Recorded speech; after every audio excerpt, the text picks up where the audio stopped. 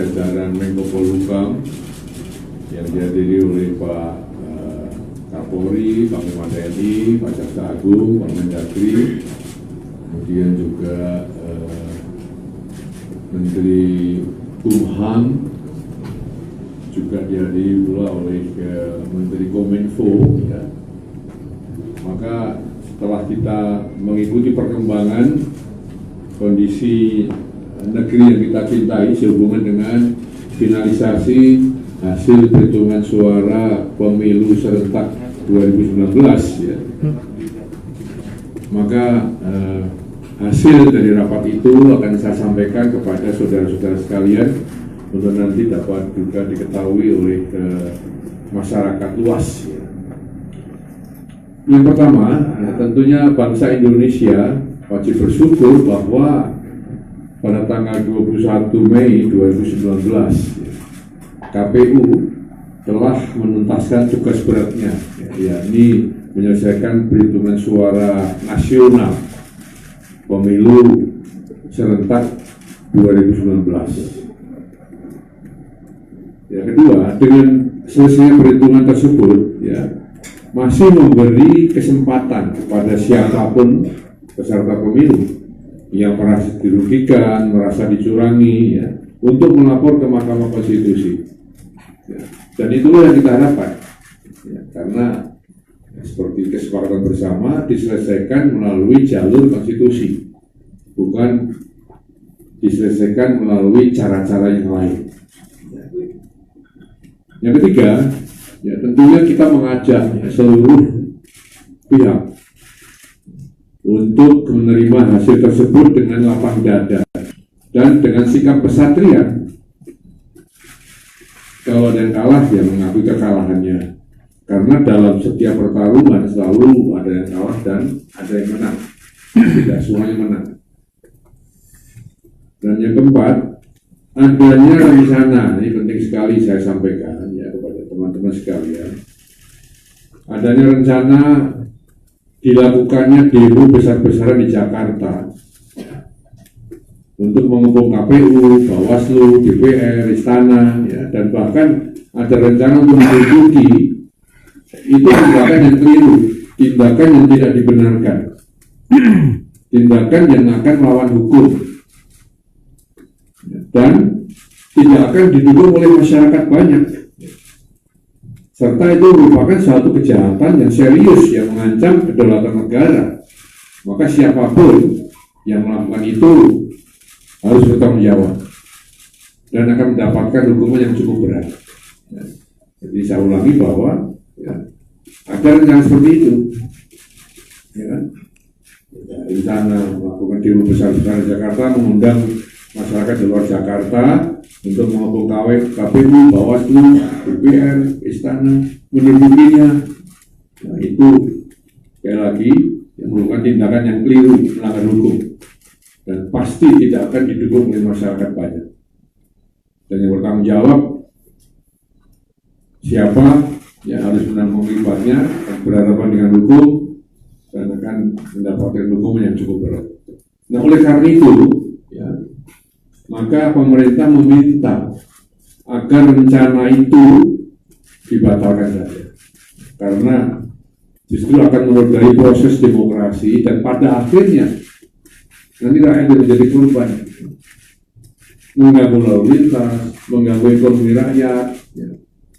Kemudian juga kalau ada benturan korban dan sebagainya, rakyat juga yang menjadi korban, ya. Jadi kita mengharapkan itu jangan dilaksanakan. Tidak usah dilaksanakan. Apalagi saya mendengar bahwa, ya, pihak-pihak yang merasa dirugikan sudah akan melaporkan lewat MK. Nah, berikutnya saudara sekalian, yang ke-6, ya, maka di sini saya sampaikan bahwa aparat penegak hukum akan tetap konsisten bersikap tegas tanpa pandang bulu untuk menindak siapapun yang nyata-nyata melanggar hukum. Sekali lagi, aparat keamanan tetap konsisten bertindak tegas tanpa pandang bulu untuk menindak siapapun yang nyata-nyata melanggar hukum. Pemanggilan dan penangkapan tokoh-tokoh yang terindikasi melanggar hukum akan terus dilakukan. Nah, ini saya sampaikan, ini bukan tindakan sewenang-wenang dari pemerintah, bukan. Ada tuduhan bahwa pemerintah sewenang-wenang, diktator, kembali orde baru, bukan.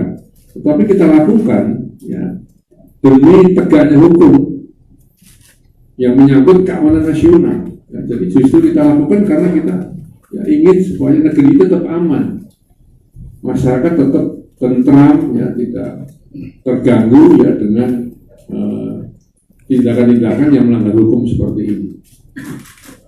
Nah, berikutnya, masyarakat juga harus ikut waspada.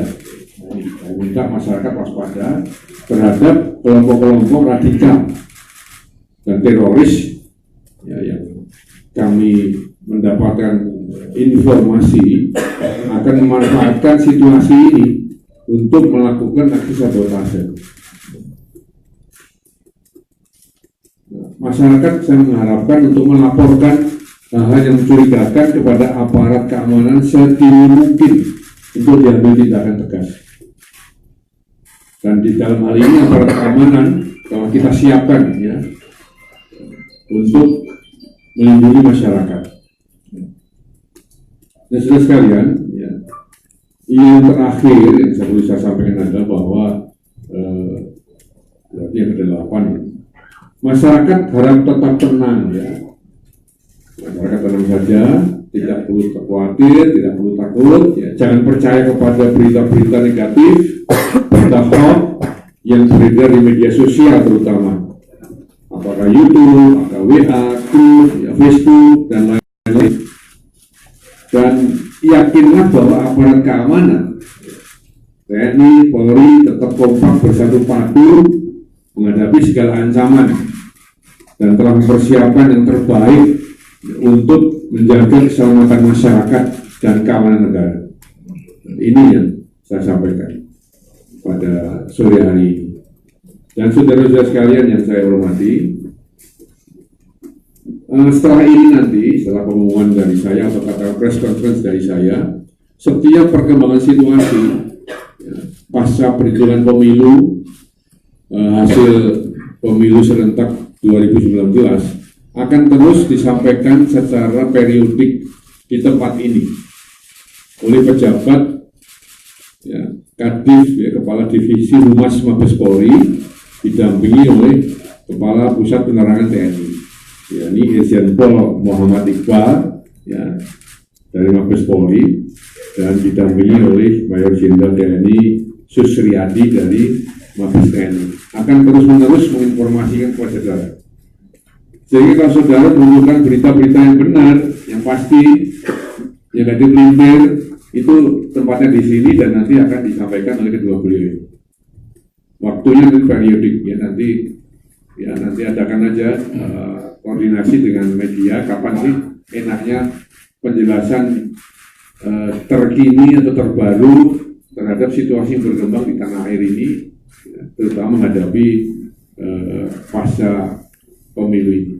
Ya, nanti silakan, sehingga saudara-saudara tidak perlu mencari berita kemana-mana, tapi di sinilah pusat pemberitaan harian, ya, apa yang terjadi, ya, dinamika yang terjadi, kejadian-kejadian yang terjadi, pertanyaan-pertanyaan apapun yang akan disampaikan, sampaikan di sini.